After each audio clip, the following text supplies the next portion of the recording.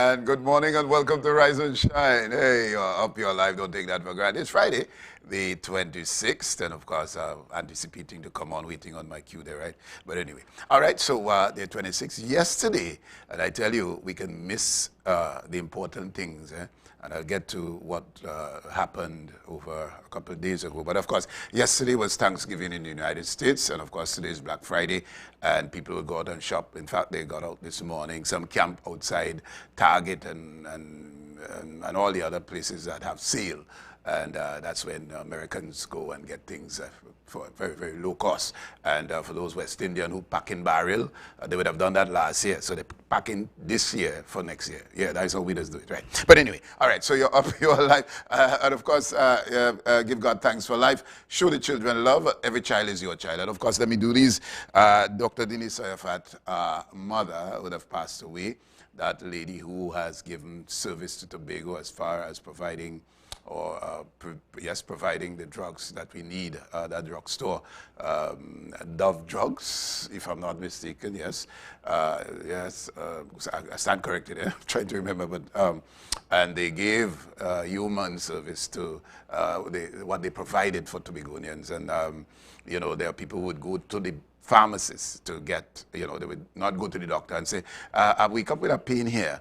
And then she would recommend and so on. And so to Miss Dr. Dini Sayafat and her family, the rest of our sister and others, condolences to you on the passing of a Tobago icon. Tried to document her story and she resisted for the longest while, and we never did get to record her story as a pharmacist, and of course Tobago's most loved pharmacist, if you want to, I think that can be claimed, yes.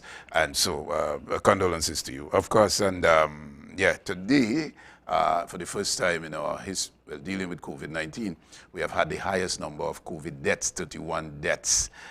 People, this thing is raging, and of course today I think we recorded 600 and plus cases, and you know, so it's out there and it's going to take lives. Yes, it has taken lives, and it continued to take lives, and we got to be mindful. Of course, you heard the Prime Minister last night, and well, I really was listening out for mandatory vaccination. That is what I thought that whole address to the nation would be. When you hear address to the nation, you're listening, and then we really didn't say anything really as far as that is concerned, or any measure. We spoke about beaches opening at a certain time. I was listening, yeah, for a measure that would guard against the continuous spread. Obviously, they can't shut down the economy again. We can't go back to shutdown and so on, based on what the experts are saying and so on. But anyway, we watch to see. You just got to take care of yourself and your family, ensure your own safety, get vaccinated. And for those of you who have to get the double shot or the booster shot, that means you are 60 and over, and that's what they're recommending.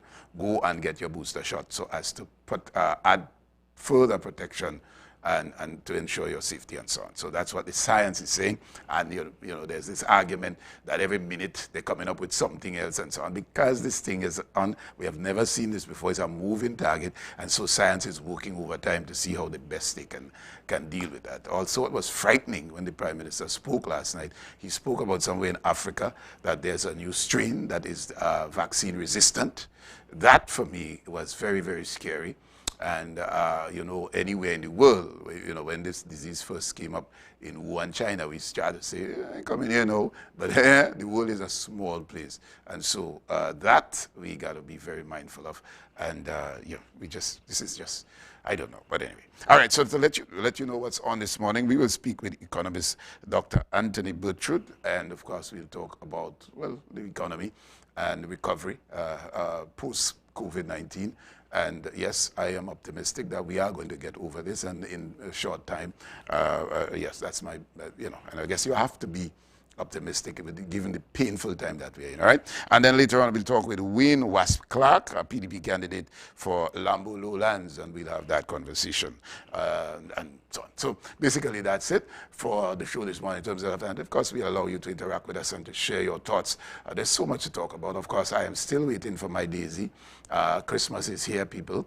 And you could lose the opportunity to celebrate life and goodwill and the spirit of Christmas and what it comes with, given all the confusion that we are confronted with and bombarded with. Obviously, the political season, that on the 6th of December, we can't wait for it over, as far as I am concerned, and get to the business of running the island and so on. So that's that. All right, at this point in time, we do have Tobago notes, no news this morning. So let's take that in. When we come back, lots more.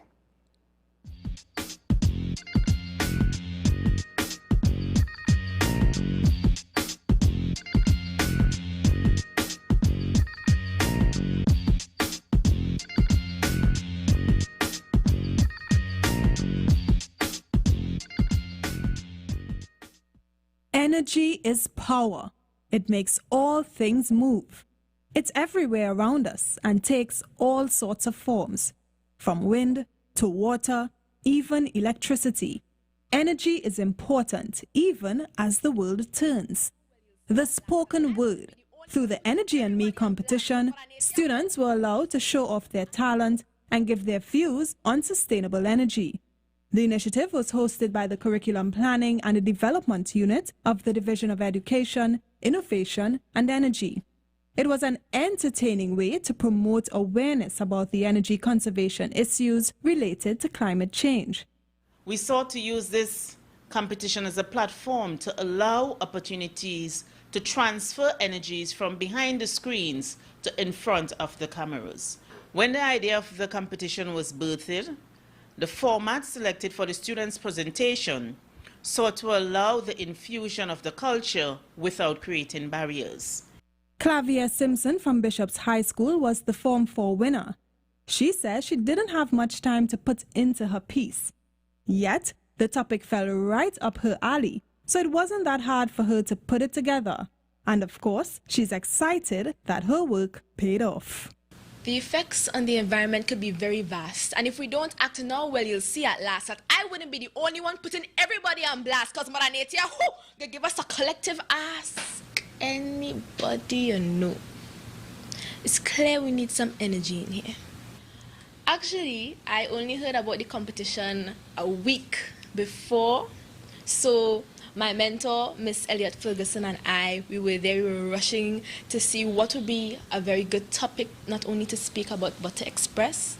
So I actually wrote it in 2 days, and then an additional 2 days to learn it.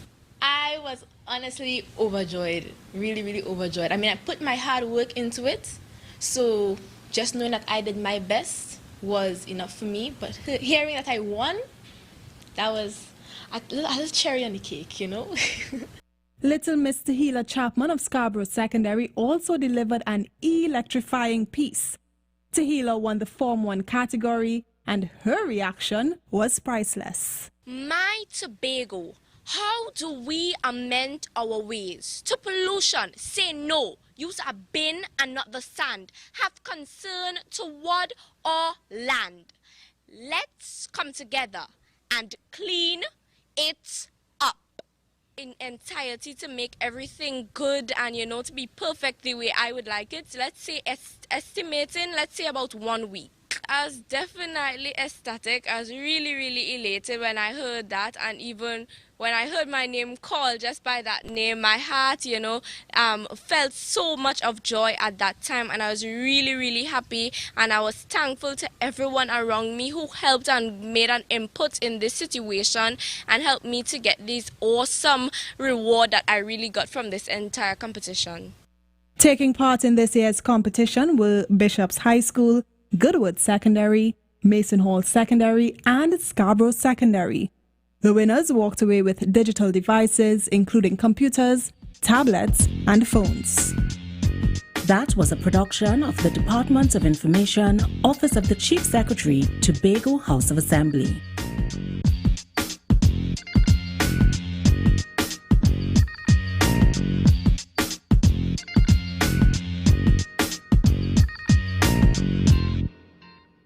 All right, welcome back. And, you know, spoken word and the arts, that's my passion and my love, and I want to encourage young people get involved. And trust me, this pandemic, thank you guys. This pandemic really, is taking away so much from us.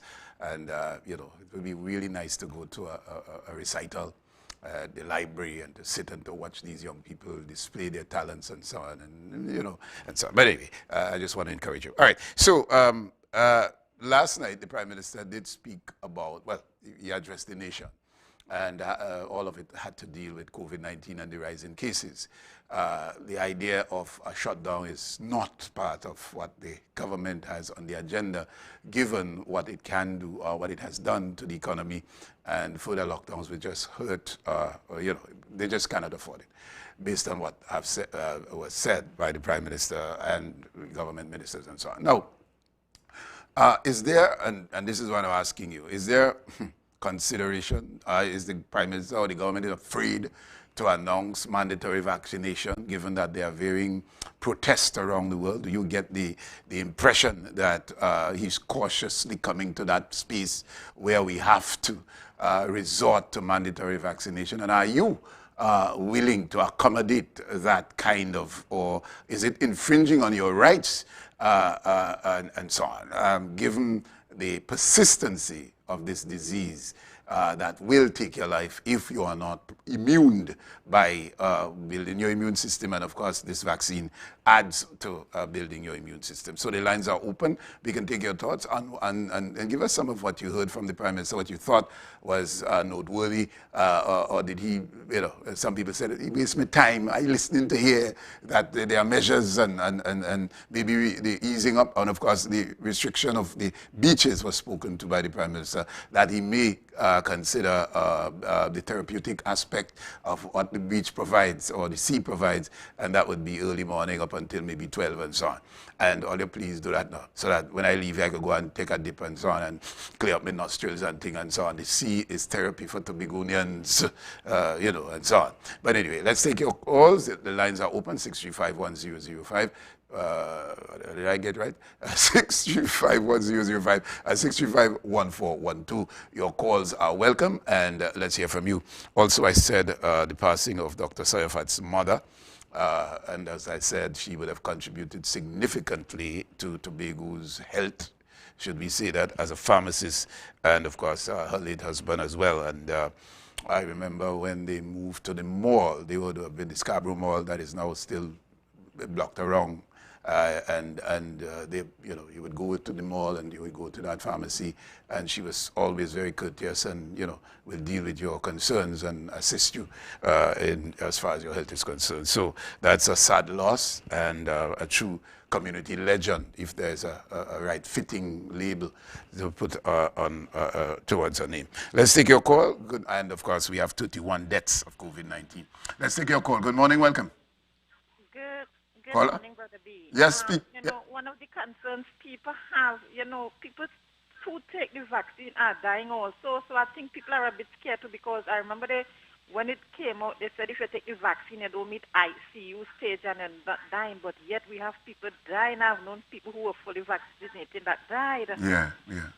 So it's confusing. So I guess people are scared. One more thing, Brother B. Mm-hmm. Now, if, when the Prime Minister was speaking, he would have called Mr. Watson a rapist. If it was the other way around, everybody would be calling on Watson to apologize. Why can't the Prime Minister apologize for calling Watson a rapist?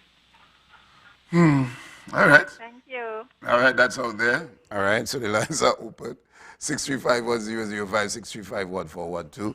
And so the concern of the people who we believed and we followed and we support, and we have no other choice but to trust the science. And for those who don't trust it, that's your right as well.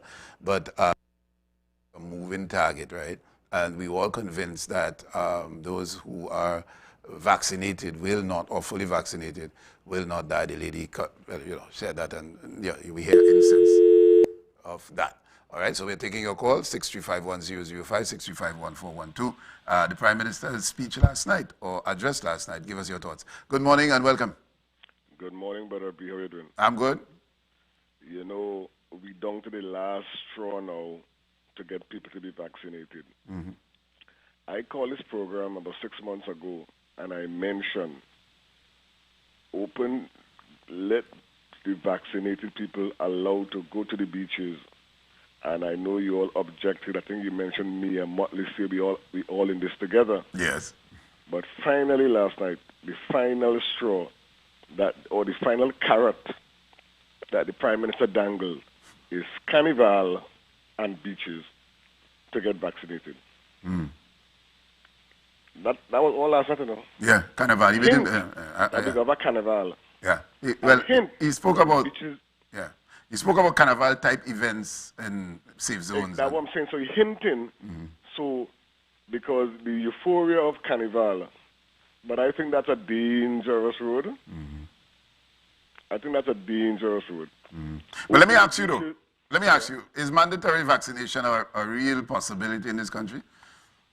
Well, if that fails, if the Carnival and beaches being open fail, what else is left?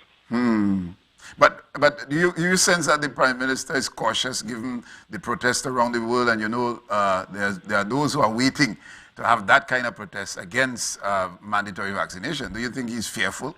I said last year when the pandemic broke, to our credit, the government of Trinidad and Tobago panicked when COVID came. All of us panicked, and we thank him for that. Hence the reason why we had those low numbers. But when we shut down, there was never a working plan put in place for us to reopen. Hence the reason why we're hesitating all now, and the economy is going nowhere. When we locked down, there should have been a plan to reopen. Britain, New York went through the waves. But you know what? They had a plan to reopen. We are still struggling to have a plan or formulate a plan to reopen. All right, thank you. And, you know, the challenge with this thing is there's no, you can't put your finger on it. And when this Prime Minister spoke about this new strain that is somewhere in Africa and it is vaccine resistant, that for me is the most worrying presence of this evil.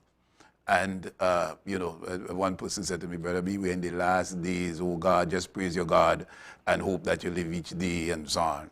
And, you know, and you listen to so many different viewpoints that people have. And here's your opportunity to give your thoughts. Let's take your call. Good morning, welcome. Good morning, Brother B. Morning, sir. Brother B, when is the debate between Tracy and Farley? Is it next Friday? Because people are waiting with bated breath for that debate, you know, Brother B. Well, listen, if you know me and debates. I mean, I don't want to claim the fame, but I advocated and got the first, and I must say it's because of my mouth, we got the first debate in Tobago that set the trend for Trinidad and Tobago. After that, there was no other real debate. And I would welcome any debate. That way you control the candidates or the leaders, and you have the conversation and you raise the issues, you give them the 2 minutes to speak on it and so on. I would hope that we come to that, but I don't know. But Tobagoans cannot wait. Tobagoans cannot wait. They need it, they want it. All right. It's very important. Yes. I would really love to have that. And, it brings a level of maturity to the campaigning, if you want to call it that. When you listen on both sides, it's controlled, it's in a space, and you put the question, one question, each of them have a few minutes to answer, and then you move on and so on. It was well done, the first one we had at the Magdalena Grand with Hochoi Charles, Orville London, and Ashwood Jack. And I wish at some point that we could come to that space and so on. And my good friend, what's his name? He was the moderator, slipping me now, but my good friend, he met me at Magdalena Grand. We hug up, we take picture and thing. And he said, Brother B, oh God, and he was so impressed. And so I was surprised that he gave me that forward. What's his name? But he's slipping me, you know. And very, yeah. Anyway, so the lines are open, 635-1005, 635-1412. And well, we are the politics, right? Now, I'm listening to both sides, the PDP and the PNM, right? And both of them seems to be fighting to claim whose idea is my idea, not your idea, and that is a battle. right? And I'm saying at the end of the day, I'm dealing with the Scarborough Development Project, right? When I saw, do we have a caller? I'm hearing, do we have a caller? Let me know. All right, and I heard from Mr. Trevor James, and he put forward, yes, he put forward his, now with PNM, saying we have a plan for Scarborough. I'm saying, put all your ideas together and develop Scarborough, full stop. Let's take a call. But who idea and who idea? All you build and fix the place, that's what is needed. All the minds, and to get us off this backward stage that we are in. Let's take a call. Good morning and welcome. Yeah, Brady. Good morning. Yes, good morning. Yes? I just heard a caller calling and talk about something about rape. Now, we have very limited memory in this country. Sometime before, I remember there was a rape accusation against the Prime Minister by a Tobagonian who was part of the UNC then, TOP Tobagonian. And the same Farley that we think is so immaculate, he been referring to Tracy Davison as a thief. So we got to be very balanced as moderators. When people call in and make those kind of statements, remind them that they themselves are incriminating people's character, and they have to be very careful. Yeah. And I don't know how the campaign started to go down that road. Exactly. Yeah, how we end up down them precipice there. Now, at the end of the day, and I'm asking about the issues, and I tell you, if you really want to get my attention, I'll talk sense. So here what I will take my focus away from the foolishness. Is development of Scarborough issue. Let's talk that a little bit. Now, we heard from Mr. Anthony James, who gave us a plan. We hear the PNM have a plan now, and so on. And Quincy, I think it was somebody came here and we spoke about that. Eh? Now, how do we get these two after the election, right? Whoever wins. I only hope that that idea doesn't die, because it really doesn't give an opportunity for us to really resemble other parts of the world. Let's take a call. And I would hope that should be the focus. Good morning and welcome. Good morning to you, Brother B. How are you doing? I'm good, my darling. How are you? Yes? I'm great after a quiet Thanksgiving. I'm going to stay out of the politics, Gael. Yes. But I want to talk about the vaccine. I myself have been vaccinated and with the booster. You got a booster? It is unfortunate. Yes, I also got my booster with Johnson & Johnson. I traveled to the UK recently, and I was like Gulliver in Lilliput in the part of the UK where I was, because I was the only one with a mask on. There were people walking around, they had no mask. But I had to do a second-day PCR test, in which I used also to return to the U.S., which was negative. I myself followed protocols, washed my hands regularly, everything possible, my glasses, wore my mask, and I social distanced as much as I could. And as a smaller population as Trinidad and Tobago, the deaths would be more noticeable. And it's unfortunate that people are dying allegedly from the receiving these vaccines. But I want to say to my brothers and sisters in Trinidad and Tobago, let's, take up a responsible stance.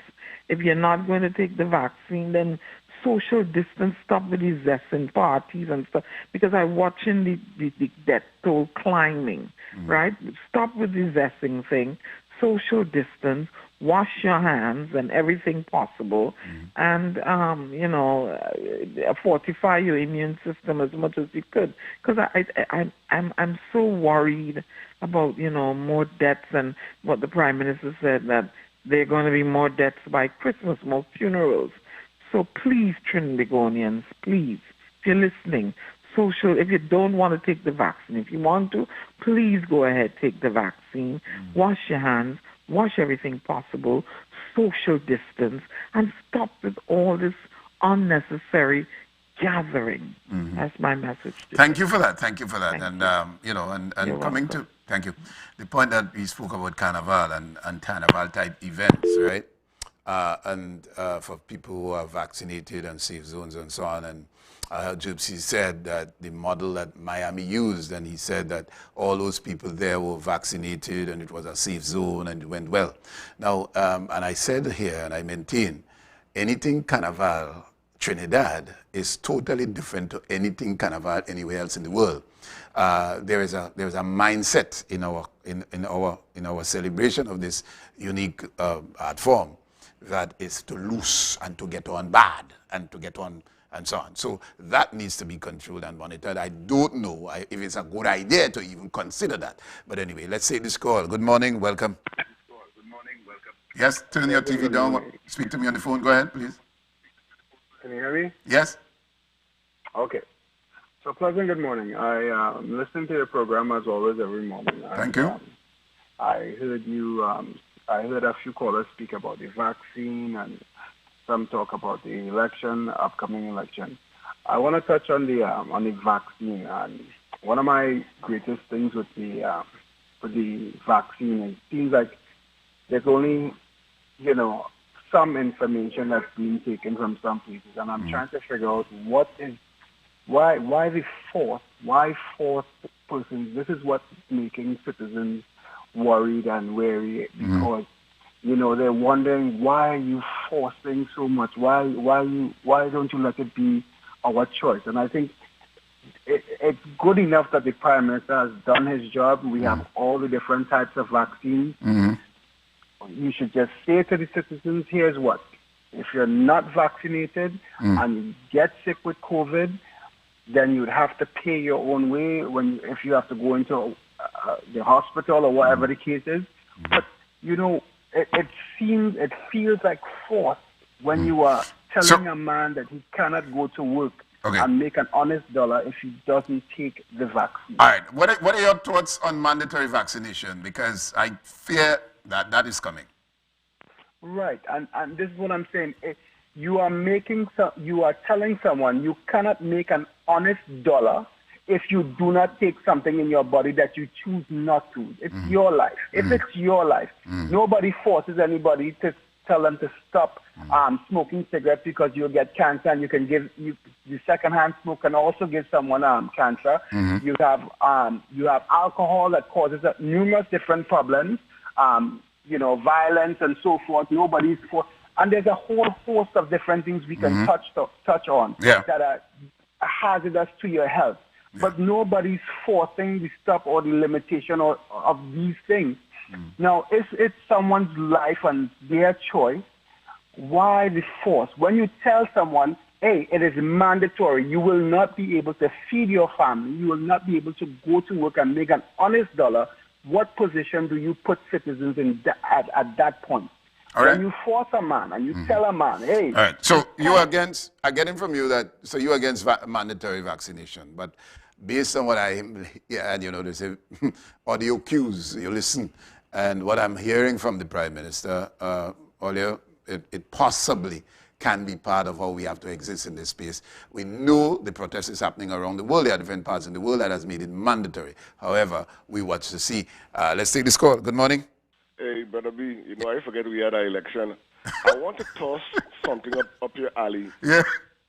Over the years, I think you and I are around the same ages.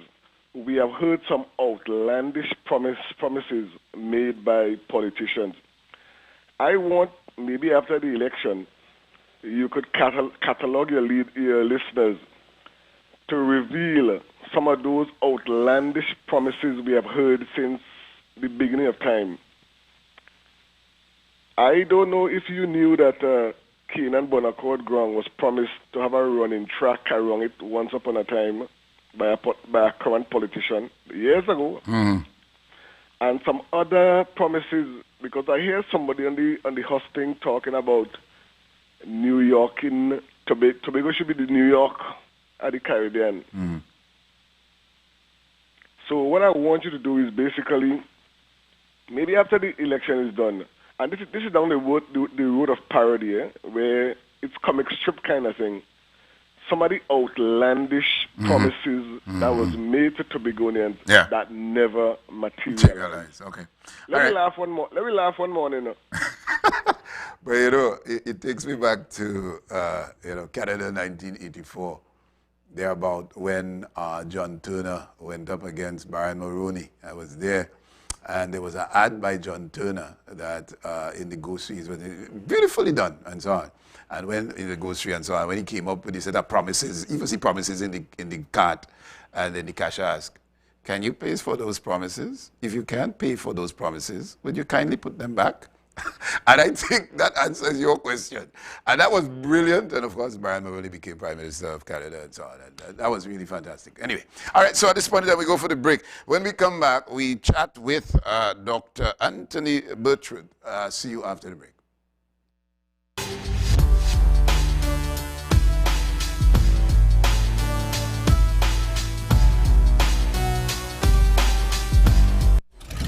Our national borders, our first step to security, a possible access point for guns, drugs, crime.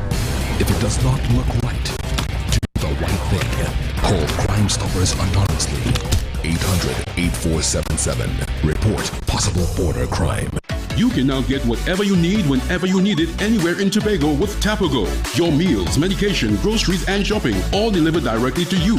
No more hassle, no more stress. Get the Tobago app today on Google Play or Apple App Store. That's TAPPOGO and let us deliver to you. Check our website at www.tapogo.app or call the experts at 494-TOGO and 484-4746. Tobago. Relax. We will get it to you. Tobago's at your service. The following is a paid political announcement. Duke said he's willing to put up a fight to liberate Tobagonians and take the island to independence. As the political leader of the PDP, we come down to negotiate our departure from Trinidad. We don't want Trinidad judicial system. We don't want that. We don't want to share no immigration. We don't want no air traffic control with Trinidad. We must have our own Prime Minister in Tobago. If it wasn't clear to you, let me tell you this. What I'm asking for is secession. What I'm asking for is secession. We need to move away from Trinidad. Constitution dissolves. There's no longer Trinidad and Tobago. There's Trinidad by itself, Tobago by itself. Yes, yes.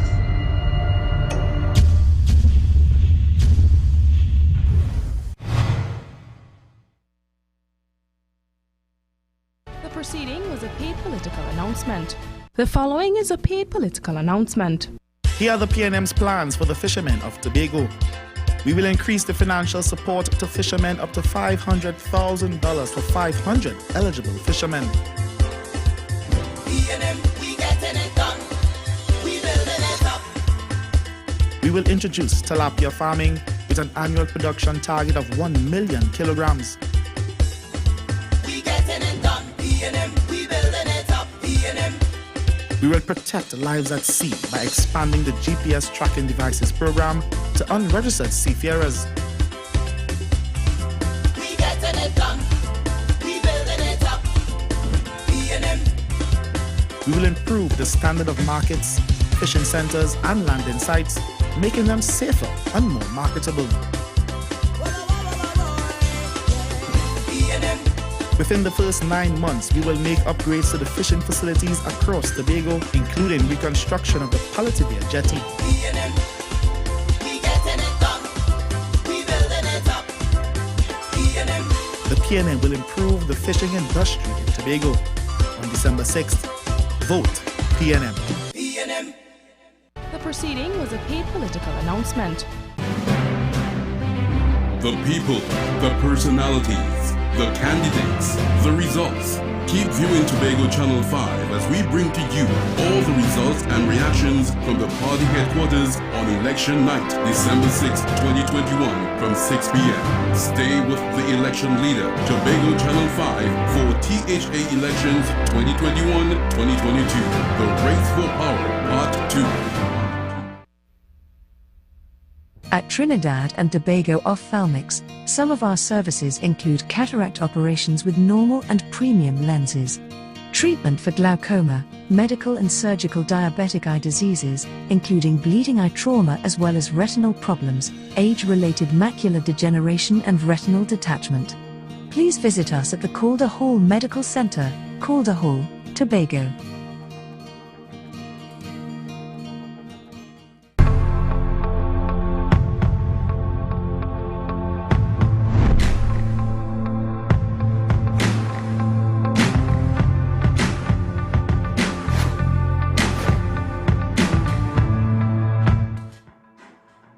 right, welcome back, welcome back. All right, and of course our guest is on Zoom.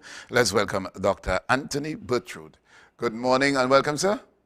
Good morning. Thank you very much. Very good, And all right. Yes. It's very good to be back in Tobago, even though I'm in Trinidad. All right. So, Ms. Cheryl Ozuru and Carolyn Bertrude, that's your family, your brothers, your sisters? Cheryl is my first cousin. Aha, okay. And you have the same nose, all they want to look alike and thing, right? Okay, so we got that. All right. All right, so let's get into it. Obviously, the pandemic has devastated economies across the world. Tobago is no different. We are tourism based. How can we recover from that post-COVID-19? Or is there, given the outlook, do you see that in the near future? And how do we recover? Well,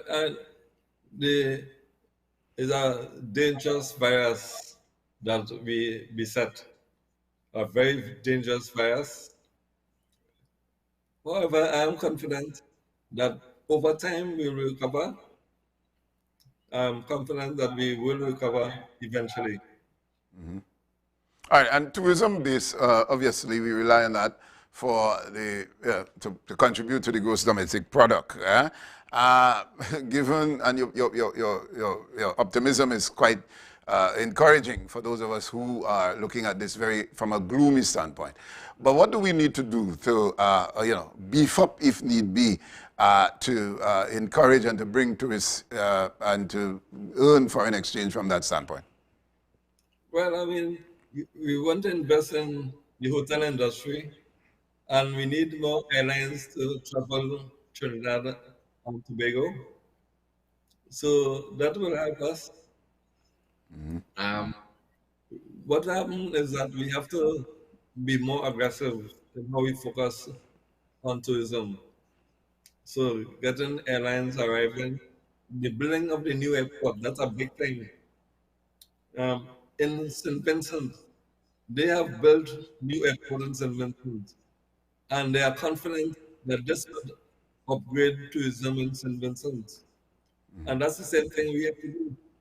Mm-hmm. Upgrade tourism in Tobago by building new airports. Mm-hmm. Okay. This is very good. Mm-hmm. All right. So, and there are those who are arguing that all we need to do is to restructure, rebrand, approach, getting people here. There are islands with smaller airport that actually attract more tourists. That argument, where do you put that, as opposed to that we need a bigger airport to accommodate more international traffic? How do you see that as the contrast? Yeah? I was in St. Martin some time ago, and they have more airlines traveling in St. Martin than we have in Piaco, in Trinidad. Mm-hmm. So that's to tell you that having more airlines is a big thing. Mm-hmm. So we have been able to do it, but we have to actually be more aggressive in how we market tourism. All right. Well, you bring the St. Martin scenario, and trust me, I've been there too. And their airport is a little space. Sometimes you're on the beach and you're afraid that that plane will land on you. And their traffic is every 2 minutes a plane landing coming in. One of the things that they spoke about why they are, they're so busy with tourists is that there are a lot of foreign investors in St. Martin. You can, when you go down to in the city or in the town, there are cruise ships that spend 3 weeks sometimes. They stay there. We don't have that in Tobago. Given the small size of St. Martin, you could walk to St. Martin in a few hours. Let's bring that, as you brought that into perspective, let us focus now as how we can maybe copy or the foreign investors. You have Heartbreak Cafe. You have all the American businesses that are there, has invested in St. Martin. Talk to us about our should that be the new approach going forward to have, and we could go to Barbados as well, where a number of English tourists, they don't wait for no promotion, they go to Barbados because of their investments in the island, English folks. Talk about what we need to do from that standpoint, thereby people will come automatically as a result of their investments. We got to be more aggressive in how we market tourism. in Tobago. We can't take it for granted that tourists will automatically come because everybody knows Tobago. It doesn't work like that. We have to be more aggressive. And what we have seen in St. Martin is aggressive marketing. And they have done it. And they have to live with tourism. We have been spoiled because we in Tobago and Trinidad depend on oil. And so tourism is like second nature. But really and truly, we have to move away from dependence on oil and be more aggressive in how we market tourism. And I'll say, besides that, we want to develop other industries like agriculture so that we could have proper linkage between tourism and agriculture. So we have to do these things, you know. All right, so let's make the linkages, right? When we examine most of the foods that the guests consume is bacon and eggs for breakfast and a number of foreign type breakfasts, if you want to call it that, or global standard breakfasts. We never have exposed our tourists to the local stuff. Now, when you're saying that we need to link agriculture with the tourism product, right? How do we come to that space where what we produce is what they consume? There are those foreigners who would come and stay in a high end, and I'm coming to the presence of the new hotel in Rocky Point that is supposed to be there. And in a high-end hotel, you can't offer them bacon saltfish because they would want to know, what's that? It's too salty. Are you crazy? And that sort of thing. So how do we get marrying and the product or the products from agriculture or what we produce as to be part of the tourism brand or product? Jamaicans give tourists roast yam. They roast the saltfish and they relish it. How do we get that to come to be part of investing in agriculture, thereby get the yield from the tourism brand that you spoke about? You will see in the lots of young people actually marketing their products, and some are graduates of University of the West Indies, which is where I am, and they are marketing products that are tourist related, and they could actually, I see, for example, in Castara, new products being marketed for tourists. We could do this. We have a lot of brilliant young people, a lot of young people with bright ideas. I'm not an expert in tourism, in marketing, but there are lots of young people who actually have the bright ideas as to how we can market new products. And there are new products, and these are like, well, these are products that could build the tourist industry in Tobago. All right, let's go to another sector. Well, it's in the same tourism area, and I want to use St. Martin again. They have a number of yachties, and they have a shipyard where they repair yachts and so on. Yesterday we spoke with the candidate for Buku, Mr. Sonny Craig, and he spoke about shipwrights, building boats, a part of the Buku trust in terms of its contribution to the economy and so on. Let's talk about that aspect of it. How important it is for us to invest in a marina and the spin-off of that industry as part of the tourism product or the tourism brand for Tobago. Very important. Marina is a new growth industry for Tobago. It's something that we underestimated before. We never really took it that serious, but we need to take it very serious. And the country is Trinidad and Tobago. And the Trinidad portion of the country need to take a marina in Tobago more serious.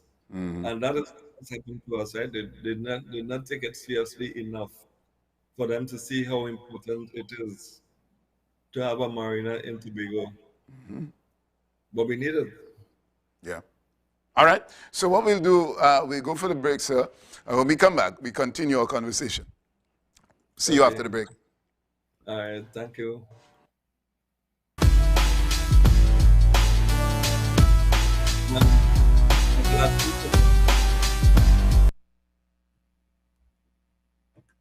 Hello?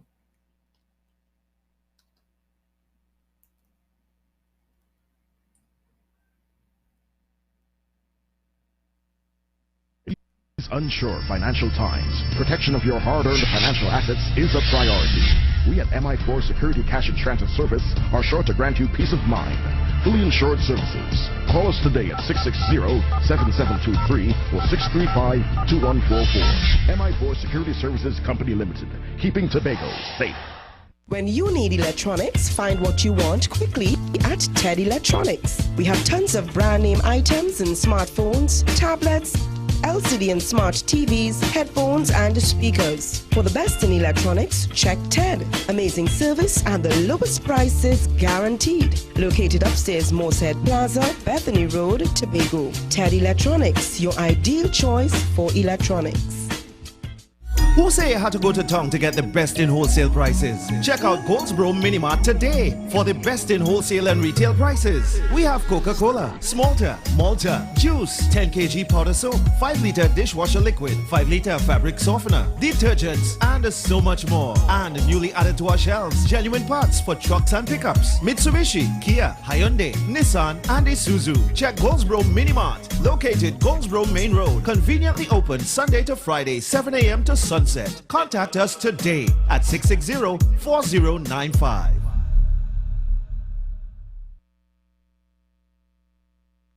Visit McCorney Home Depot Limited in Richmond in their spanking new and spacious showroom. Get all your hardware needs, building material, including block, steel, cement and sand, household items, plumbing and electrical supplies, paint, tools, toilet sets, doors, ceiling fans, steel products and much more. McCorney Home Depot Limited in Richmond. Catering from foundation to finish. Open Sunday to Friday from 8 a.m.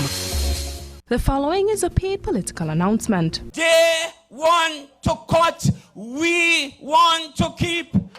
You hear them talking, too many persons employed in the assembly, and they want to give you a gift, a parting gift of an ex gratia payment. And an ex gratia payment is a payment after we have dismissed you. So brothers and sisters, what will be your employment status after December the 6th? Because they want to cut, we want to keep. Take no chance. Protect your future. On December 6th, vote PNM. Great is the PNM. The proceeding was a paid political announcement. The following is a paid political announcement. The PNM is making home ownership a reality.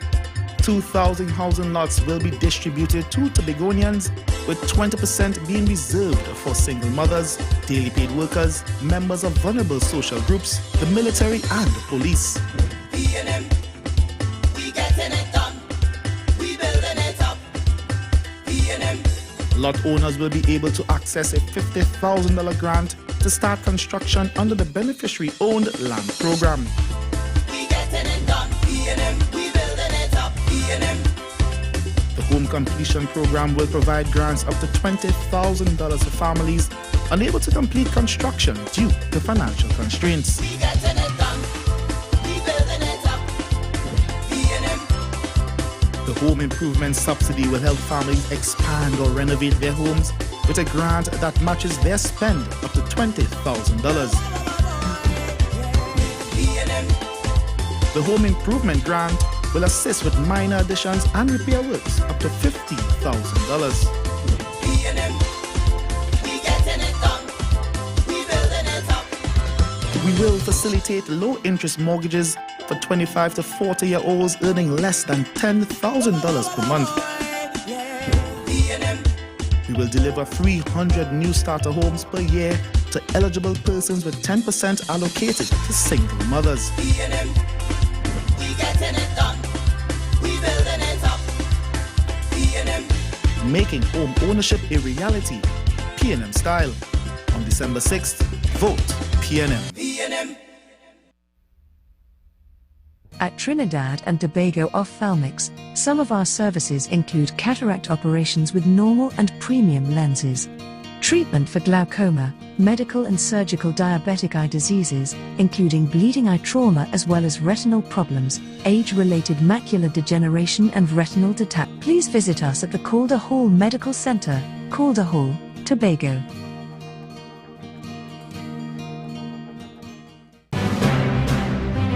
The people, the personalities, the candidates, the results. Keep viewing Tobago Channel 5 as we bring to you all the results and reactions from the party headquarters on election night, December 6, 2021 from 6 p.m. Stay with the election leader live for THA Elections 2021-2022, The Race for Power, Part 2.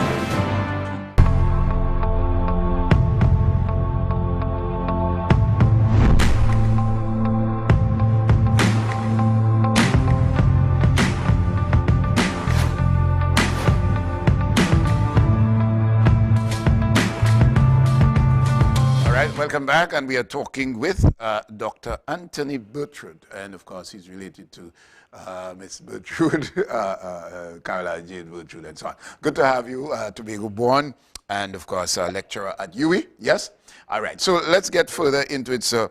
There's talk that the THA is employing too many people, and we need, if we are to seriously consider a respectable economy, then the private sector has to have a space. In Tobago, obviously, the private sector is not as vibrant as it should be. Let's speak to that and the importance of a private sector to build any economy. Okay, we have brilliant young minds, and we have people who involved, as you know, in tourism, hotel industry. These are brilliant people. I mean, that's wasting them. We're not using them. You need to use more resources to build our island, our liquor island. It's very important that we actually tap into a lot of the brilliant minds and get a lot of creativity to build Tobago. All right, and when you say creativity, obviously, businesses come out of somebody's thinking or their thoughts that, look, all right, so we don't have a cassava processing factory here, and I'm tying in that with agriculture. We don't have a dashing fries operation. We don't have, so let's talk the initiative or the undertaking by the individual, the private person. You have the garment sector, factories that needs to be established. You have woodwork or furniture making and so on. So let's talk those that have been existing already. How do we maximize? You said be creative and so on. But they are there languishing as a result of each individual doing their own thing. How do we capitalize on these existing little, contributors, but really, and how to make it, maximize it so that the nation benefits as a contribution to the economy in a real sense, export and all of that. Just from a nutshell standpoint, overall, tell us how that can happen in real time. Tobago is a small island, as you know. However, this small island has a lot of promises, a lot of brilliant minds, creative minds that could actually go into different sectors, and they could build Tobago from the different sectors. Look, for example, you have a lot of guys doing handicraft, and I see them sometimes when I come in Tobago, in like Store Bay, selling their craft. You have guys in art, studying art. Um, these are brilliant minds. Mhm. And we need to use them properly in order to build Tobago. Mhm. Tobago needs, and they need Tobago. So we need to be more creative in how we use them. Okay. All right. Well, Ted Arthur, who is one of the leathercraft artists, I would call him that, and his work was approved by Michelle Obama, former First Lady, or well, still the First Lady, the real First Lady. Anyway, but anyway, let's speak to that. And good morning, Ted Arthur. You know, you go into his establishment, and you see his craft, his art, on display, and you say, wow. How do we, and he is there doing his thing, obviously, and so on, but how do we utilize that, as you mentioned, craft, as gotten the international attention? Is there a need for beefing up manufacturing, or not to lose the quality and the standard that mass production might we lose as a result of the mass production? How do you maintain its authenticism? You know, you understand the point I'm making. How do we keep that and sell it? Good point. Well, I'll tell you something. What is memorable about small islands is how what's indigenous to that small island. For example, those who are in art and craft, they could actually say, well, this was made in Tobago. Mm-hmm. And because of that, it's not mass produced by any big factory in America, but instead it's produced in Tobago. Mm-hmm. And so they have a big claim to fame just simply because of where the island is. And it was to boast that they went to that island and saw indigenous manufacturer. So it's very good, right? If we could actually build this kind of artisans in Tobago, but we need to. Okay. All right. So let's deal with the pandemic and the existing situation. Obviously, the government said they cannot afford another lockdown. Let's talk to the lockdown for the past 2 years, roughly, varying times and so on, and how it affected the economy. Can we afford another lockdown, and what can that mean for the economy? It is difficult, lots of suffering involved in this lockdown. So lots of people have not been able to make the ends meet. A lot of people have not been able to make their living. So this lockdown could actually lead to the bleeding of the economy. And that is the problem. It could lead to the bleeding of the economy and therefore cause us to suffer a lot more than we need to. All right, so the government needs to stay the course with having the economy open and battle COVID-19. And as their mantra is to protect lives and to protect livelihood. Bring that into, you know, and you mentioned it, that it's important that we do that. But how do you see this new wave that we are going, the third wave of this COVID-19, and without shutting down the economy? What are the possibilities, given that you pointed that lives need to be saved and so on, and lives and livelihood? Correct. I mean, I wish the pandemic did not exist, right? But the truth is, we have to accept what is happening, and we have to try to function within the pandemic situation. To function within the pandemic situation means that we have to box up. I hope you are fully vaccinated. Yes, I am. Well, again, that have a different meaning now, because they say you need a booster shot.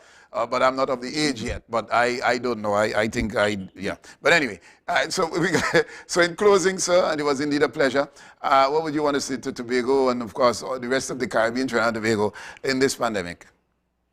Well, even though I'm in Trinidad, Tobago is my homeland. So Tobago is my homeland. Mm-hmm. You mentioned to me my first cousin, like Shaman, Alan Butcher James. But my other cousins would be like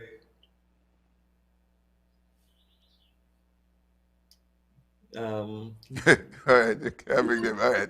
But anyway, you want to say hello and Merry Christmas and all the blessed good things to them, right? To everybody, yes. To everybody. Very good. All right. We want to thank you for being with us, my brother, and all the best to you and compliments of the season. And you know, with this pandemic and election and so on, we could forget or not know or remember that we are in the season of goodwill and love and happiness and so on in the Christmas season. All the best to you. Thank you for being with us. Thank you so much. All right. So we go for... Thank you, sir. All right, so at this point in time, we go for morning news. We did find the news, so let's take that in now and lots more after.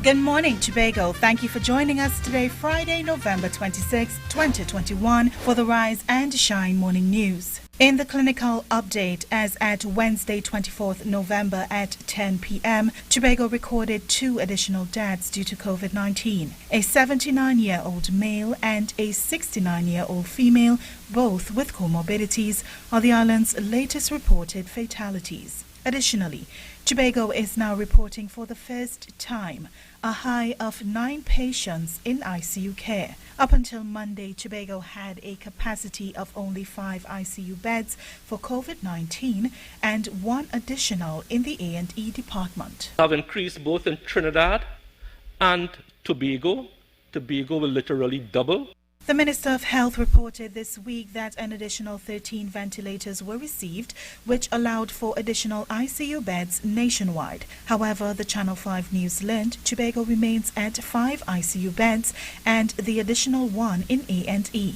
3 of the present 9 patients requiring critical care are in an isolated area awaiting an ICU bed. No word from the Division of Health on the exact planned number of expanded ICU beds in Tobago.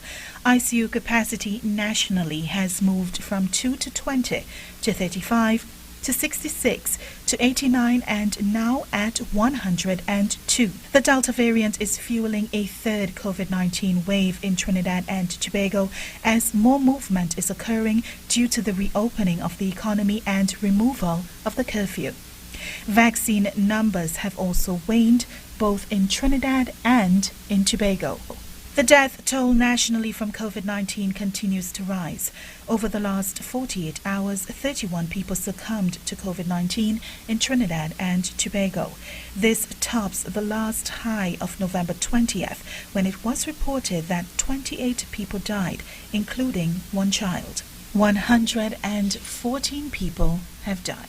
Mrs. Marjorie Soyafat, mother of political leader of the IDA, Dr. Denise Soyafat Angus, has passed. Mrs. Soy's, or Mom as she was commonly known, along with her late husband Eugene, was the proprietor of Soy's Pharmacy located in the now demolished Nipdeck Mall in Scarborough. The IDA in a release referred to her as a household name that has been etched in the canons of Tobago's history. She was always willing to go the extra mile for many Tobagonians, especially in their medical emergencies.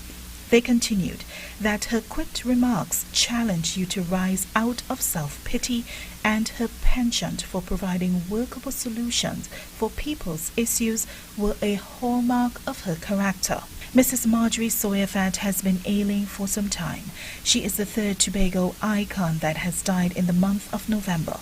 Mr. William Mackenzie died on November 12th, and Miss Martha Archer passed on November 15th. The People's National Movement has extended condolences to the political leader of the Innovative Democratic Alliance, Dr. Denise Soyefat Angus, on the passing of her mother, Mrs. Marjorie Soyefat. The PNM in their release called Mrs. Soyefat a professional, a wife, a mother, an entrepreneur, and a fine example to women in our society who was loved and admired by many. They continued that she, along with her husband, made sterling contributions to the Tobago community and to the national community in public service as well as the private sector. They concluded with the Soyefat family and Tobago by extension have lost a pillar of strength and grace. Dr. Denise Soyefat Angus was a prominent member of the PNM who has since formed her own party, the IDA. Trico Industries and Tobago Channel 5 offer condolences to the friends and family of Mrs. Marjorie Soyefat. May she rest in peace. For today's weather forecast, sunshine will be interrupted by variably cloudy periods with light to moderate showers or rain in some areas. A few lingering showers are expected overnight. Today's temperatures should reach a maximum of 31 degrees Celsius and fall to 24 degrees Celsius. Thank you for joining us for the Rise and Shine News. I am Afia Giles Baines. Join us at 6:30 for the full.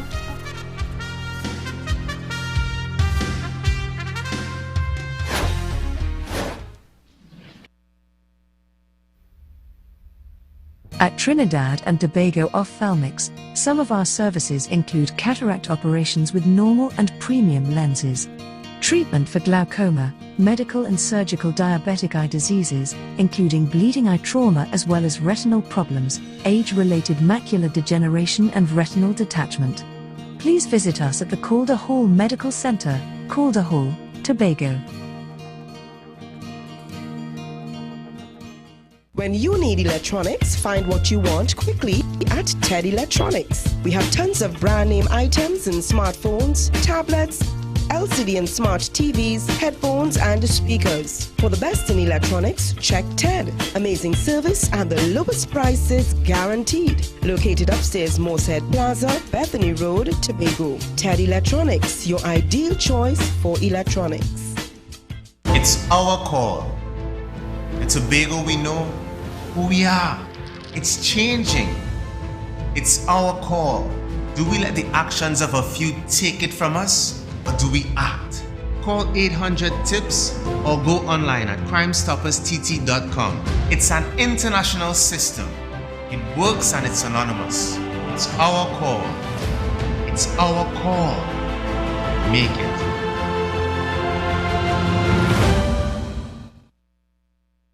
The following is a paid political announcement. People are asking, and they're asking because they may have a genuine concern. And they're asking because somebody somewhere starts saying, Watson, you go become Secretary of Finance. I said, I will be the finance minister talking to you. And let me say categorically, Mr. Watson Solomon Duke, the next area representative or the continuing area representative for Roxborough Argyle, and who is also the president of the PSA, will not be the next Secretary of Finance. I said, I will be the finance minister talking to you. And as finance secretary, you will be talking to me after that. And you better watch your tone. We made some missteps along the way, and we apologize sincerely for those errors. Assemblyman Fali made an apology on behalf of the PDP. Fali, Chavez Augustine, my assemblyman. Watson Duke always speak for himself. Nobody speak for Watson Duke except my lawyer. Chavez Augustine is not ready for the position as chief secretary. And when I looked again at their nomination documents, ladies and gentlemen, what I saw is a party that is owned by one individual. As a matter of fact, the party can be seen not as an organization, but as an individual-led arrangement. Again, the intention is to campaign on the basis of lies. The proceeding was a paid political announcement. The following is a paid political announcement. The PNM cares for Tobago's single mothers. Within the first 6 months, we will be introducing free daycare for up to 2 children per family. That's caring for your little ones, P&M style. P&M, we getting it done. We building it up. Our daycare program will create jobs and small business opportunities for women across Tobago. We getting it done. P&M, we building it up. P&M. Mothers, you will get the time you need to access skills training and further your education. We getting it done. We building it up. P&M. We will protect our mothers as we will redesign and reinvent the social support unit to respond to the urgency of domestic violence and abused women. P&M. We will provide a safe space by expanding the WeTech program for the shelter of at least 10 women and their children for 15 months. P&M. We getting it done. We building it up. P&M. We'll be taking a stand with you by instituting a sexual harassment policy. P&M. Caring for Tobago mothers, P&M style. On December 6th, vote P&M. P&M. The proceeding was a paid political announcement. It's time to elevate.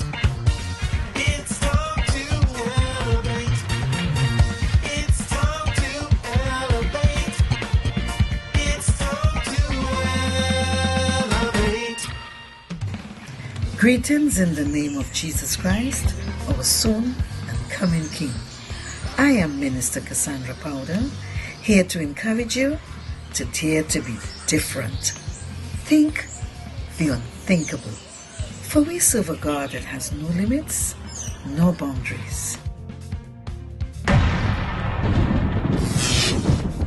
It's time to elevate.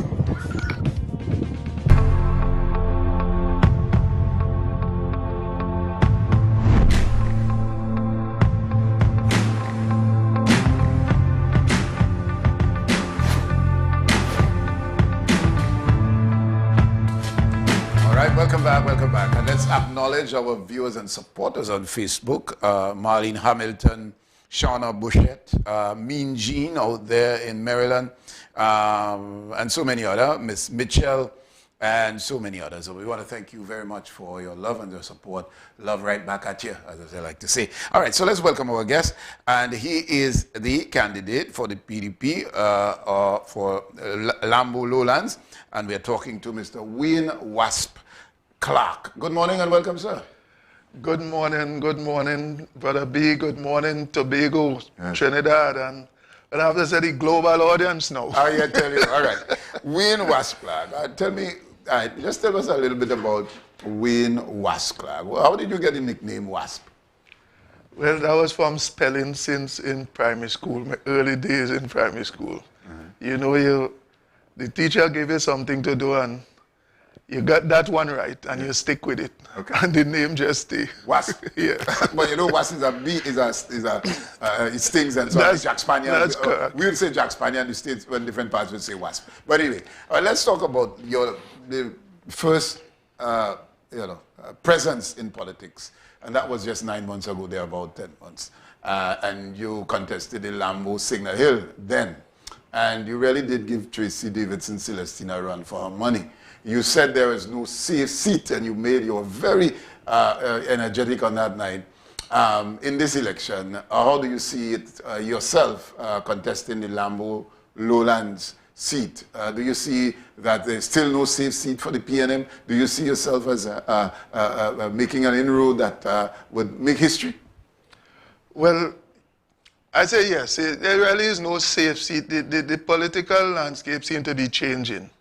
And with that happening, there really is no safe seat. As for my introduction into politics, it actually was 2017. And with age or with time, you grow. And I think what it did to me was, each time I went, I wasn't successful on 2 occasions, but if you believe in something, then there's no reason to stop because you wasn't successful at first. All the great inventions didn't happen the first or the second time. even if you bring it closer home, the Tobago bill, should we throw it aside and stop because it failed on 2 occasions? So, you know, I'm very much sort of replicator things in that process. All right, let's go to who Wes Clark is. Tell us about, well, of course, we know that you are football, well, you're a coach, you're a football coach. You've been into sports, and of course, you took these young children for the first time to victory on very different occasions. You correct me. Tell us about your, well, which is your strong, your prowess as a coach, as a football coach. When did that start for you, and where did you take our young footballers from your leadership? Okay, I got involved in coaching. I should say it just happened. I wasn't like, it's not like I sit down and say, I'm going to be a coach. In the 80s, there was a split in Lambo. We had 1 team, and then we came out with 2 teams, you know. And there was a guy who took up the role as the coach, and, well, when we got closer to the beginning of the season, he said he can't make that. And everybody started looking around. And all the experience I had was that I used to warm up the guys for Lambo. So everybody started saying, well, at least you used to warm up. You gonna be the coach. And the rest is history. Right. But you're certified now and so on? Yeah, I'm CONCACAF certified. I'm TTFA certified. You know, I've been trying to constantly learn the craft. The game is ever changing, and you have to stay with it. You have to stick with it every day. Something new is coming. Very good. Right. We get to the youth and the motivation and who you've inspired to go on to professional football and so on. But let's go now to mapping your electoral district. Obviously, the new configuration, you contested Lambo Signal Hill last election. Now you are Lambo Lowlands. Give us the demarcation from a geographical standpoint. Okay, you have basically the whole of Lambo saving for that little piece on Cemetery Street out at Sherman. You have River Road, down in there, the boundary cut right there. And you come out and you turn by Sherman out to the highway. The right-hand side, that's Signal Hill, Patience Hill. The left-hand side is Lambo. All right. And so you go down to Lowlands. How far down? It's basically the whole of Lowlands and Canby, but staying on the left-hand side with Canby. At CPO Trace, which is just at the gas station, you go from CPO Trace, staying on the left, straight down to CITI. Okay. And you take a left and now straight out to the highway, which will take you to Hilton Backgate. Wow. Well, that's a nice, it's a nice one. Let's talk. We ain't finished. Yeah, wait, tell me, okay. You go to Cove. At Cove entrance. From there straight down to Bonaccord Primary School on the left-hand side. And you take a left turn there and come up the back road. So basically that's it. You come up by Stumpy there. All right. Yeah. All right. Sorry. So let's talk about what you've been experiencing in your walkabout. What are people confronting you with? I'm asking every candidate that question. Given that there's so much needs to be done, some would contest or say that, look, we have done enough, or the other side would claim that. What do you get when you walk about? Basically, I'll have to walk with my suitcase to give you a taste of all the complaints and problems we had. But, I mean, to be honest, you will have that in any society. We talk about developing, and it's very difficult to develop when you have the basic needs of people not being met. You know, it was surprising to me to be going through Lowlands. I mean, I traverse Lowlands every day, Canaan every day. But you know, in these little pockets, you don't venture inside there unless you have to. And it was just kind of appalling to know that you have people living inside some of these places, particularly by the old housing scheme in Canaan. And they're telling you they have to close the door by 5 in the evening, as they'll have a restless night. Right. Drainage. And, you know, when it rains, it actually turns a swamp. And, you know, you want to think that in 2021, we should be past that. What do you offer that kind of complaint? Obviously, that has to do with the technical experts as far as drainage and construction and so on. What do you say to them that the PDP will offer to alleviate the problem? Well, you say that in order for us to develop as a society, some basic needs has to be met. And I am not an engineer, but I will be able to bring an engineer that they could view the problem and come up with a solution. I mean, that's their job. All right. So in lowlands or in the Canaan area, that particular area you spoke about, that, but it's on the left-hand side you said, but you're on the, anyway. So in Canaan, right? Yeah. What else, anyway, what else what are you confronted with from the youth standpoint? Obviously Canaan, Bonaccord, and those environs, sport, and you're being a football coach, that is very, very close to their hearts. What do you get from the youths? Obviously, they talk about Dwight York not coming to inspire them and that sort of thing. What do you see with them as to get coaches, scouts to come in to see their talents and maybe to get them have a break as Dwight has been doing? Is there any vision as far as football from your leadership as to, bring the youth to that kind of exposure?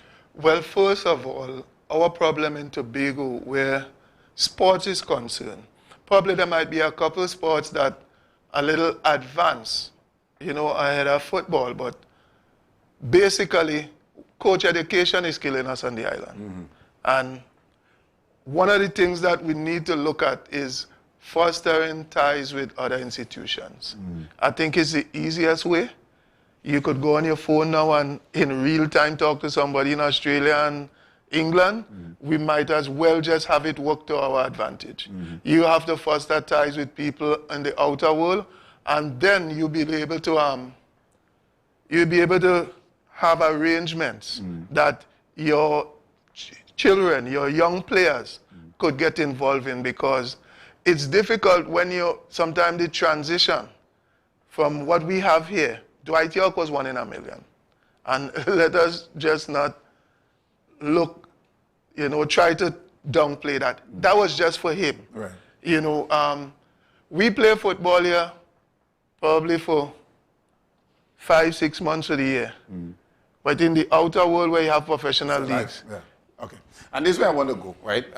And I just want to be clear with the demarcation. How, given that it's lowlands, how you ended up in Canaan to get that complaint from those people in the old housing scheme? Was it tell me how that came? No, that's the constituency. That's part of it too? Yeah, that's why I explained to you. I'm like from Cove down to Bonaccord School, you take a left, and you take a left again back up. Okay, all right. Well, so that's 4850. All right. Okay. That whole polling division was taken out of, that was Nazi's jurisdiction the last time. Yeah. So they just took that one out. By the way, it's the least populated of all. Okay, fine. And one thing I need to mention, and this is a good time to speak about it, the places to vote on election day, a few of them is out of the constituency. So we have to, sensitize people towards that. Usually they will use the Lowlands Multipurpose Center that's not usable now. So the whole of Lowlands and Canby has to go to Carib Dixieland Pantent. In Lambo, there were 2 stations. The one that used to be at the community center, it's at Signal Hill School now. I think it's a secondary school because the EBC has taken over the center. There has a returning officer placed there. So the people from Lambo who would just walk down the road to vote, you have to go to Signal Hill now. Wow. So clearly, you have to be more aware of where your polling. Because there are lots of people who will leave to go and vote. They go there and you say go Signal Hill and they say, look, you see me, I done with that. Yes, we ain't going back. Okay. All right. So we got your intent of getting further into it, because sports is very, very critical in terms of youth development and so on. So let's put all of that from a Lambo and Lowlands perspective in terms of how do you intend to, do we need a nursery, given that football doesn't really have a place really in a real sense. I'm going back to the days of intercol, when we had intercol sports and all of that, and there's where you would have been training young minds and so on. that is lacking, as we spoke with Arnold Roberts and others, and they're saying the era has changed and that might not be a thing, or that was a thing of the past. But let me get from you, do we need to have a nursery, thereby these talents can be found and be placed maybe globally and so on? Let's talk. Definitely. Even to the basic farmer, you don't wait until you expend one set of crop to look towards another. So, and I think I've been on the job where that is concerned a while now, because I sort of stepped down. I started coaching adults. I went to secondary school, I went to primary school, and I still keep going down. I'm at preschool now. Very good. I coach at 6 different preschools. And to take it further, you realize that competition really is for adults. For children, it's fun. Okay. And you need to just keep them having fun. Out of that fun, you will see things exposing. Okay. And that's when I partnered with a couple people. I did it sort of solo the first year, but I partnered with a couple people, and I must give them the mention. You know, Marissa Hector, Jason Caesar, George, Tuffy Joseph, Olson Tom, and we had what you call the first year, we call it, I call it the Kiddie Olympics. Because it was a bringing together of the preschools in Tobago. And you know, you say, yeah, that sounds good enough, but you wanted to look for something that more could identify with Tobago across the globe, because we got to look global with what we're doing now. And we sat down, you know, I started to put this team, because I said it was getting too big for me. So I had a team, and you know, Jason and Tuffy and Marissa and Olson Tom, we sat down and we came up with the Tobago Early Childhood Games. And it took off. Trust me, from schools from Charlottesville, Speyside, Moriah, name it, they were there. We had like about 12 schools, and interestingly enough, well, it's streamed live. You could still go on Facebook and catch it up. Type in Tobago Early Childhood Games. That was YouTube, yeah. Okay. And it was a blast. Very good. And the we had inquiries from England and Trinidad for the following year, but COVID stumped us out. My God. All right. So we are getting into your vision now for both Lambo, Lowlands, and you know, and I'll bring in as to the PDP's position on certain issues when we come back after the break, guys. That's what you told me. So let's do that. Let's take that now. Yes, they said we're gonna wrap up this thing. I don't know, but anyway, all right. Let's get to So let's talk about your vision, infrastructure-wise, and what Lambo needs. You from Lambo, you would know what Lambo is. It's a little village. And then, of course, the rest of your constituency or your electoral district. All right. First, I think that, yes, we need opportunities. We need to see things done in a different way. But I think to make any of these things possible, or to make it happen in a sensible way, you need to develop your people first.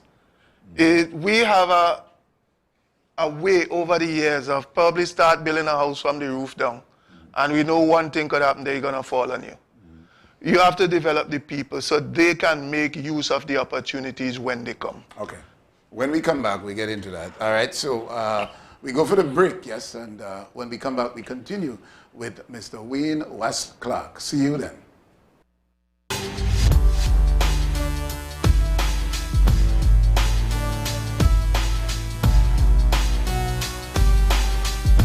When you need electronics, find what you want quickly at Ted Electronics. We have tons of brand name items in smartphones, tablets, LCD and smart TVs, headphones and speakers. For the best in electronics, check Ted. Amazing service and the lowest prices guaranteed. Located upstairs Moorehead Plaza, Bethany Road, Tobago. Ted Electronics, your ideal choice for electronics. In these unsure financial times, protection of your hard-earned financial assets is a priority. We at MI4 Security Cash and Transit Service are sure to grant you peace of mind. fully insured services. Call us today at 660-7723 or 635-2144. MI4 Security Services Company Limited, keeping Tobago safe.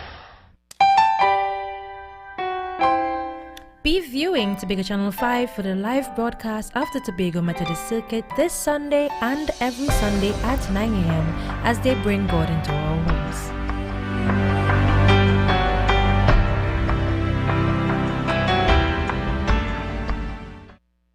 The following is a paid political announcement. That was it last year that you wanted to resign from the PDP? Last year, I offered the executive of this party my resignation. You're on record as saying that you wanted to call it a day. That was it last year that you wanted to resign from the PDP?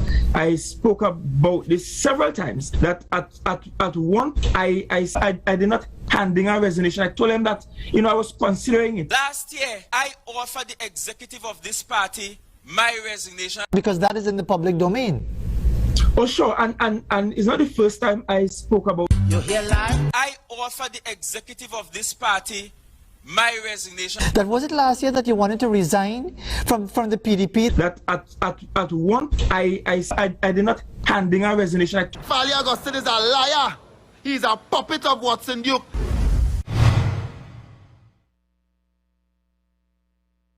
The proceeding was a paid political announcement. The following is a paid political announcement. Here are the PNM's plans for sports. A marina will be delivered by 2025, establishing Tobago as a premier destination for international boating events. PNM, we getting it done. We building it up. The hosting of at least 6 international sporting tournaments annually, providing a direct benefit to a vast majority of workers. We getting it done. PNM, we building it up. PNM.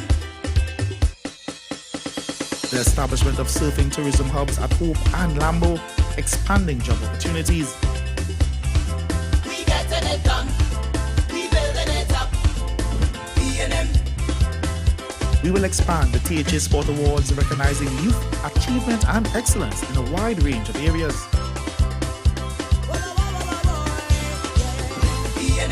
Registered sporting groups will be eligible for an additional grant up to $5,000 for the development of organizing sports. PNM.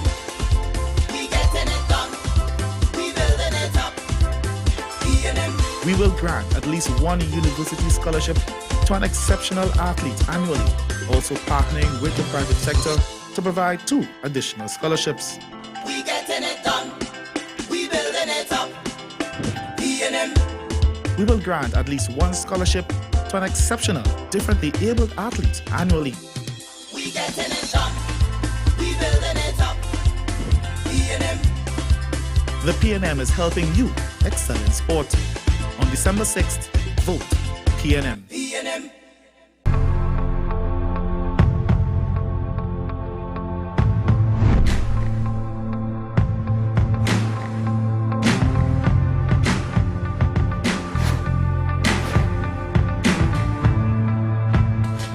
All right, welcome back. And we continue our conversation with Minister Wayne Wasp Clark. And for our listeners and viewers on Facebook, we want to thank you, Ms. Shirley Cook, Ms. Boyce, so many others of you. And we want to thank you. For those of you on Pulse, indeed, we are indeed grateful, right? All right, so we continue, Mr. Clark. Mr. Clark, there are some issues with infrastructure-wise for the fishermen in Lambo. They have moved, they attempted to move those guys from the street where they are presently there. And because there were issues with the fishing facility at Lambo there, which was the beach house and so on. What are the issues that these fishermen confront you with, and what do they need, really? Well, basically, I talk with them. We have dialogue regular, right? And they are aware of the fact that, they sort of take the beach away from the older folks. But they are saying they have to make a living. The fishing facility, or the facility that was converted for them, it cannot house everybody. All right. So they are forced to take to the streets to earn their living. But is that acceptable from your standpoint? It's not, but until we could come up with a solution, then I guess it will have to continue. And what is your solution going forward? The facility is not... You need a bigger facility then? Yes, and something that makes more sense out of the whole situation in terms of, there used to be an ice machine down there. That disappeared. Right? The facility of itself might be able to house 3 to 4 people. There's 3 to 4 people up on the street up there selling. You know, it's not ideal. They are aware of it. We talk. And I told them that, come on, we have to sit down and come up with a solution, because you need to have a society where everybody has their space. And for some reason, Lambo Beach is where you see most of the old folks go to bathe. Because it's one pool. Yeah. You used to call it right? one pool. So, Lambo being a fishing area, Lowlands also, because they are boat builders and, in Lowlands. Canaan is neighboring Storby. So my thing is like having constant dialogue with them. I've been to the guy in Lowlands that is, the boat builder. Mr. George. Right, Mr. George. We had a long conversation. He was quite accommodating, and, they're always willing to give you information, and, So we have to start thinking about coordinating, combining these 3 areas to have one strong organization. Right. And again, so these guys make a living by that. They are fishermen. They go out and get their fish. Some of them buy and sell back and that sort of thing. However, there's need for accommodation, and you see that going forward as one of your projects to undertake for the Lambo fishermen, quote unquote. Yes. And either the extension or the expansion of the facility there to accommodate the other 4, because you say 4 is there presently, then there's 8 people who sell fish, and that needs to be accommodated. So we expect that in the future, right? All right, so let's go now to an industry that is looking. We spoke to the economist just now. We talk about a marina and the maintenance of boat and so on. We have a boat builder in Mr. George in Lowlands. The real title is Shipwright. Let's talk about that lurking industry. And of course, he has constructed boat for Soca Stars. I think he built the boat for Iowa. Iowa boat. Yeah. So, good morning, Iowa George. That's one of his claim to fame. Yeah, that's claim to fame. Very proud when it mentioned it. Yes. All right. So let's talk that lurking industry in that particular area and so on. What the vision going forward? Well, it's something that has to be looked at. It's that you have to do a study to decide. You have to make a decision with the professionals if that could be possible on that side, the Atlantic side. So whilst it is needed, sometimes it mightn't be the best place on that side. Right. So dialogue has to come, and with the professionals, you got to decide where is best for it. I'm not educated on that side, so pretty much I'll be guided by the professionals. But when you were very, people like you because you're down to earth and you're not claiming to have any degrees and all of that. Do you see that as a disadvantage in your campaigning? Do you get the impression that there are those who feel that you're not worthy enough of being a candidate? People would always have their thoughts, but at the end of the day, it's your performance that stands out. And I didn't see anybody with a degree created and hosted Tobago early childhood games. I didn't see. Excellent. As a matter of fact, I brought people with degrees on board and supervised them. Excellent. So, so that doesn't define who you are? No. Excellent. All right. So, and you're a people person, and I think the parents, let's talk about those nurture, that particular area which you said you have nursery schools or kindergartens and so on. Is there any, maybe a star that emerged out of your tutorship from childhood to adulthood in the football fraternity? Well, first, to come to mind, you will have immediately, a lot of these guys went on to be members of the Coast Guard, the Protective Services. Football, staying with football, it will be Trevin Caesar. Yes, and he did well. He was an international footballer. We was on a liquor stony ground just up Lambo there opposite the bar. That's where we used to be because, sometimes people tell you that, people seem to think that you ought to have a big feel and whatnot to think, but all you have to have is the right ideas and know how to use what you have. And he came out of that, you know, and one of the interesting things with this campaign is that sometimes I wasn't even conscious that I was doing this so long. You know, I was in Lowlands that evening and I saw this young man sitting to the back of his house and I said, good evening, sir, can I have a word with you? And he get up immediately and came across, but he was laughing. And I was talking to him and he waited until I finished and then he said, Coach Watts, you can remember me. Oh my God. So, you know, yes. When you interact with children, you have a lasting impression on them. So it's important that you do good, and that doesn't require a degree. Yeah, I like it. All right, so what would you do differently given what is happening now? And we're going to close and leaving you to say to your voters and, you know, all the best to you. What are you doing differently, and what will you do differently should you get the representative for Lambo Lowlands? Okay, first, let me just back up a little. Where the fishing thing is concerned in Lambo, I have a plan. The plan is to develop that whole beachfront from down at basically going to Lowlands, where they keep the fishermen. Come straight up. We got to reclaim a little of that land there because a lot of people go there to exercise. And a beach house needs to be erected there because you go down there on lunchtime and the amount of people you will see there. Of course. You carry a lady down there too. Right. Yes. And you know that is where they used to keep horse racing back then. Early then. That was my grandmother's claim to fame. She talked about it right through. Because it was Lambo and Petit Chou. Yeah. And you know, I took a French journalist around Tobago a couple of years ago. And he was so excited by it. As he heard the name, he said, you know what's the meaning of that? I said, what? He said, you know, it's in a hole. He said, Petit Chou is in a hole. It's French. Yeah. Okay, great. So that whole beachfront needs to be developed because it will become a buzz of activity, right? Because if you carry your wife or your girlfriend in now, only have lunch and she want to use the toilet, you better hope you walk with a big screen.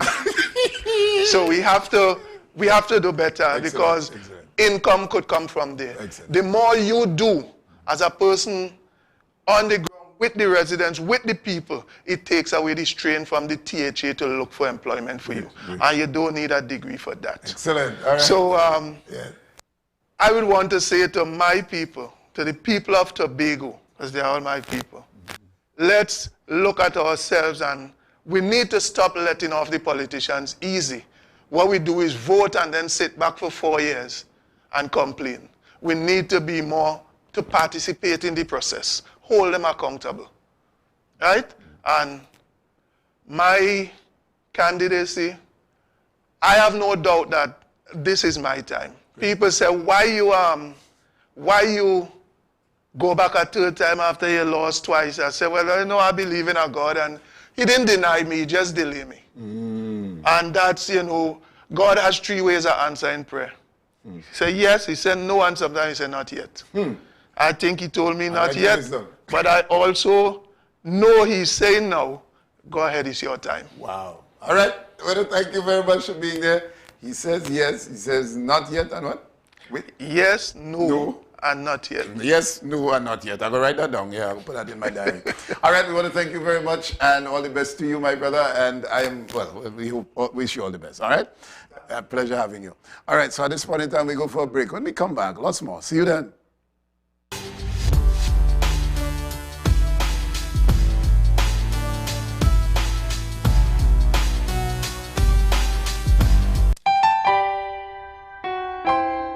Be viewing Tobago Channel 5 for the live broadcast of the Tobago Methodist Circuit this Sunday and every Sunday at 9 a.m. as they bring God into our homes.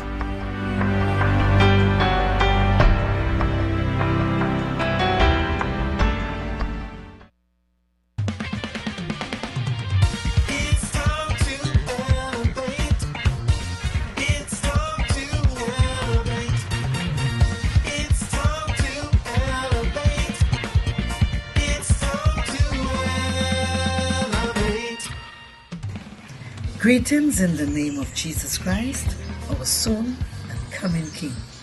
I am Minister Cassandra Powder, Here to encourage you to dare to be different. Think the unthinkable. For we serve a God that has no limits, no boundaries. It's time to elevate. The following is a paid political announcement. I place in the center of this meeting tonight the proposed Scarborough Waterfront Development Project. And you can see it on the screen.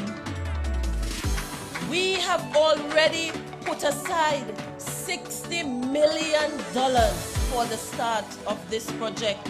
Already, we have secured over $37 million through the IADB investment. And so we have been developing the plans and we have been finalizing the rollout of this plan that will see for the first time a new and improved Scarborough. What does it include? It includes a new boardwalk. It includes a parkade, an upgrade of the Scarborough Esplanade. There is going to be a marketplace. There is going to be a food court.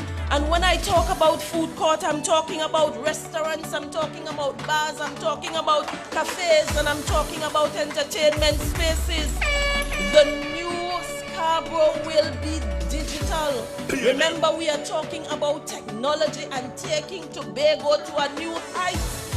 And so we will have information booths, and those booths will talk about the history and cultural norms and ways of life of our people. And so the project will be solar powered. Drainage and infrastructural work will be in place. And most importantly, there is a start date, which is January 2022, immediately after the Christmas season has ended. And with that project, we will be able to create more jobs, over 200 jobs. With that project, we will be able to encourage entrepreneurship because we are talking about restaurants, we are talking about bars. With that project, we can go to them on the international market to say that we are moving Tobago in the right direction. And with the airports completed, with the hotels coming in, we are expecting to see more tourists come into the island as well. And with more tourists, there will be more flights. So the flights that I talk about from the Scandinavian countries and from North America, they will come because Tobago's product is being developed. And this is what our people would want to see. And so this 18-month first phase project will see a Scarborough like we have never seen it before. Take no chance. Protect your future. On December 6th, vote PNM. Great is the PNM. The proceeding was a paid political announcement.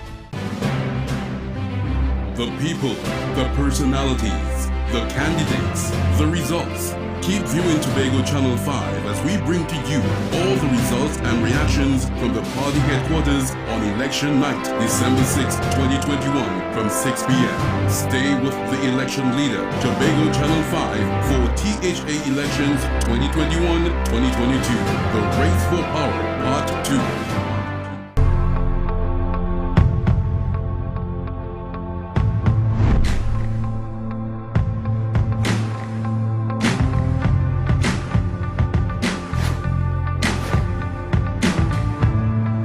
All right, welcome back. All right, so we're going to take your calls, yes, and the lines are open, 6351005, 6351412. And you know, on a Friday, I advise you to eat healthy. Try to have a fruit day. All the fruits are here, the foreign fruits and the local fruits and so on. I need some good eating pomsity. Yeah, I love the sweet, the green ones. I don't eat the ripe ones too much, but the green ones, the roughage, yeah. I would sit down and eat out a whole bucket of pomsity if you give me a chance, boy. Yeah. So try to have a fruit day and maintain good health and so on. Have some coconut water and thing, and as much as you can. By the way, wet sugar. Where is wet sugar? We need to document that science of making wet sugar. Yeah, and I say science because, you know, I remember as a little boy, Stephen Campbell, that's my uncle, and Lloyd George, my uncle. We used to, different times they would make, if Uncle Lloyd making, I go down there.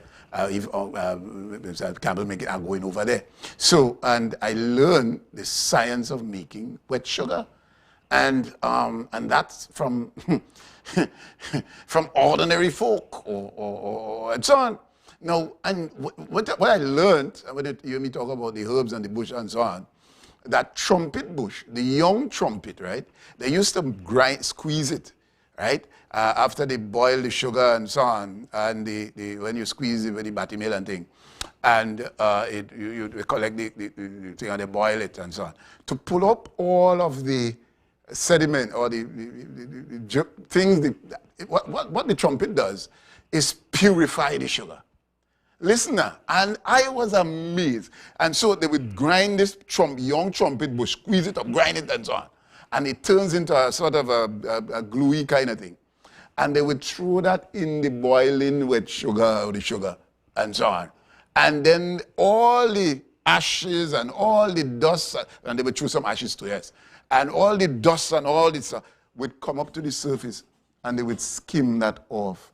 Now, and you would think that that is something that we should forget, right? But and we have to ask the question, right, about our history and and what our children ought to know. And if it's available, and I'm asking, is there anybody that is making with sugar? We need to document that because we could lose it. I am remembering, but put me to do it. I don't know what to do. But at the end of the day, and there was a man from Belgarden tell me he could do it still and so on. But that is something that is Tobago. That's ours, you know. And we need to hold on to that and document it and so on. Yeah? All right, so that's it. But anyway, and so yeah, I think I have some home and think I'll make some swag later and think. But anyway, and he makes the best lemon juice or lime juice and think. Let's see the call. Good morning and welcome. Good morning. Yes, good morning, brother. Hello, caller. All right, yes. I'm not hearing. I'm not hearing downstairs. All right, brother, so your calls are welcome. All right, so we're in the election. Is the caller there? Yes. I'm not hearing. So we are in the middle of. Good morning, caller. Yes, good morning. I'm not hearing downstairs, guys. All right, so yeah, I'm not hearing you. I'm not hearing. All right. Hello. So, all right. So, caller. Yes. Good. I'm hearing you now. Go ahead, please. Hello. Yes, go ahead, please. Go ahead. Yeah, good morning, Brother B. Yes. No, I want to say something about this waterfront proposal by the People's National Movement. Yeah. Right? Let me do the math. If this carbon market was refurbished by the PNM for $38 million, how come a waterfront project could cost $60 million? And two, was this being consulted? If it had consultation and approval? Thank you. Well, let me put both of them together, right? Because I liken, and the trouble with this little Tobago, because we're so small, right, is that there's a fight as to who is to do it, right? It's not you to do it, it's I to do it. I had a better idea, so you go with your idea. How do we come to, at the end of the day, bring the both ideas, regardless of who wins? Because this is my, I'm not in this small zone, out of that, I remember, what we need to do is to put all the minds together, regardless who wins, and say, you know what it is? Let's put this. Nah, I prefer this, or let me put this here. And that is the consultation we're supposed to have with the minds, the engineers, and all of that. Yeah? All right, let's say this call. Good morning, welcome. Yeah, Brother B, morning. Morning, sir. Brother B, I always listen to this program in the morning. Thank you for listening. You said, I think you said that you do not interview, you have a conversation. That's right. But I recognize that within your conversation, you just ask a question, but it doesn't allow the individual to answer it before you My apologies. I humbly apologize. It's not deliberate. Yeah, it's just exuberance, maybe. Like if you ask an individual, what are your plans? You allow him to say what is his plan, and then you, because a conversation habit, yeah, then you would now say,